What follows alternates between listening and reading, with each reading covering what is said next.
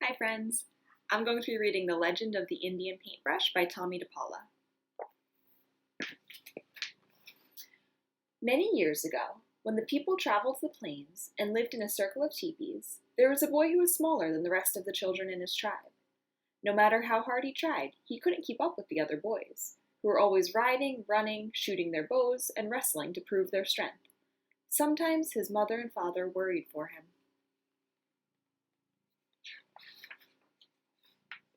But the boy, who was called Little Gopher, was not without a gift of his own. From an early age, he made toy warriors from scraps of leather and pieces of wood, and he loved to decorate smooth stones with the red juices from berries he found in the hills. The wise shaman of the tribe understood that Little Gopher had a gift that was special. "Do not struggle, Little Gopher. Your path will not be the same as the others. They will grow up to be warriors. Your place among the people will be remembered for a different reason."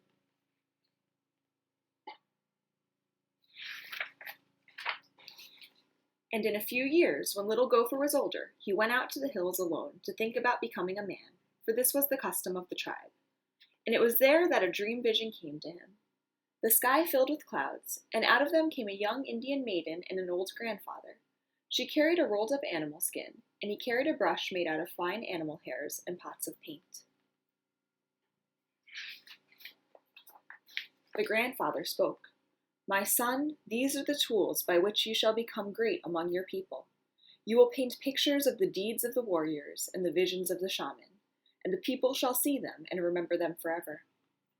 The maiden unrolled a pure white buckskin and placed it on the ground. "Find a buckskin as white as this," she told him. "Keep it, and one day you will paint a picture that is pure as the colors in the evening sky."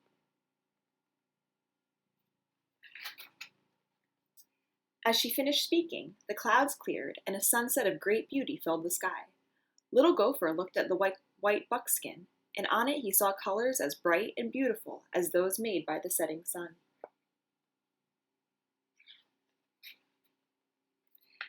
Then the sun slowly sank behind the hills, and the sky grew dark, and the dream vision was over.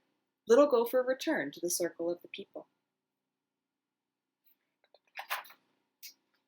The next day, he began to make soft brushes from the hairs of different animals, and stiff brushes from the hairs of the horse's tail.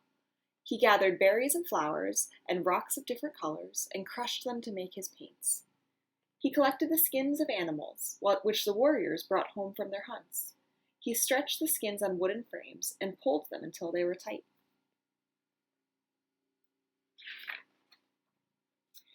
And he began to paint pictures of great hunts, of great deeds, and of great dream visions, so that the people would always remember.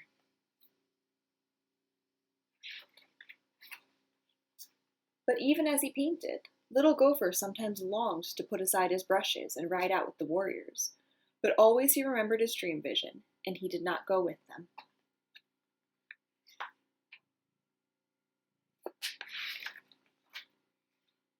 Many months ago, he had found his pure white buckskin, but it remained empty because he could not find the colors of the sunset. He used the brightest flowers, the reddest berries, and the deepest purples from the rocks, and still his paintings never satisfied him. They looked dull and dark.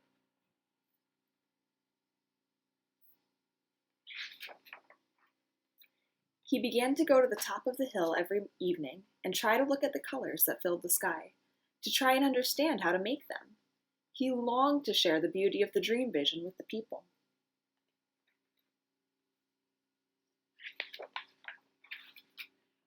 But he never gave up trying, and every morning when he awoke, he took out his brushes and his pots of paint and created the stories of the people with the tools he had.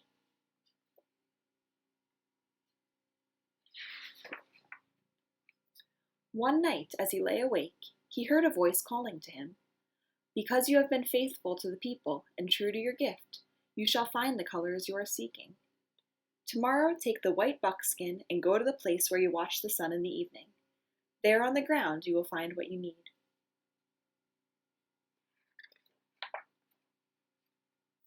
The next evening, as the sun began to go down, Little Gopher put aside his brushes and went to the top of the hill as the colors of the sunset spread across the sky. And there, on the ground all around him, were brushes filled with paint, each one a color of the sunset.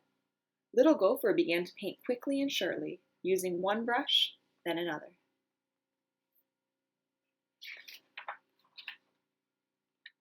And as the colors in the sky began to fade, Little Gopher gazed at the white buckskin, and he was happy. He had found the colors of the sunset. He carried the painting down to the circle of the people, leaving the brushes on the hillside.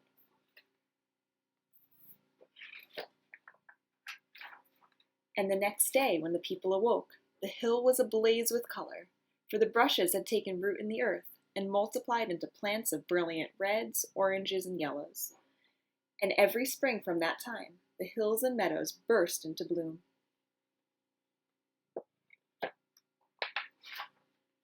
And every spring, the people danced and sang praises of Little Gopher, who had painted for the people.